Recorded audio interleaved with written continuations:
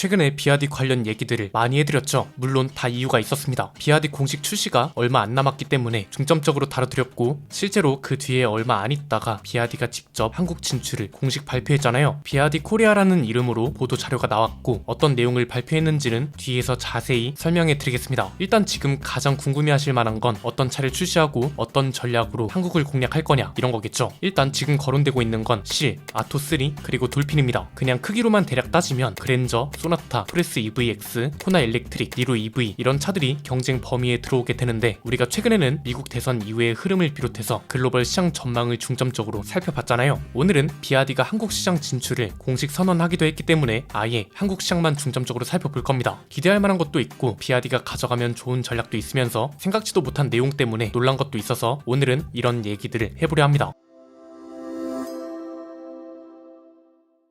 국내 출시 예정인 차들부터 보겠습니다. 그 전에 배경을 정리할 필요가 있습니다. 우선 기존에 출시한 T4K와는 상황이 전혀 다르다는 거, 동시에 동풍 소콘대와 비교하면 안 된다는 겁니다. 사실 T4K는 출시 전부터 한국 시장 흐름을 보려고 진출시킨 차라고 짚어드렸잖아요. 애초에 판매 전문 딜러사가 붙지도 않았고요. 그런데 이번에 가장 다른 점이 딜러사입니다. 그것도 도이치모터스와 삼천리모터스, BMW를 비롯해서 우리나라에서 잘 팔리는 해외 브랜드 차들을 팔고 있는 해외 브랜드 판매 전문 딜러사들입니다. 실은 소나타와 그랜저 사이에 위치하는 중형 세단입니다. 길이가 4800mm, 너비는 1875mm, 휠베이스는 2920mm, 높이는 1460mm입니다. 후륜구동 기반인 차고요. 싱글 모터 모델은 201마력에서 308마력, 듀얼 모터 모델은 최고 500마력 이상을 내는 걸로 알려져 있습니다. 1회 충전 주행 가능 거리는 아직 국내 기준은 없고 WLTP 기준으로 최대 569km인 걸로 알려져 있습니다. 800V 초고속 충전도 지원하고 해외에서는 테슬라 모델 3와 자주 비교되는 차이기도 합니다. 아토3는 소형 SUV라고 보시면 됩니다.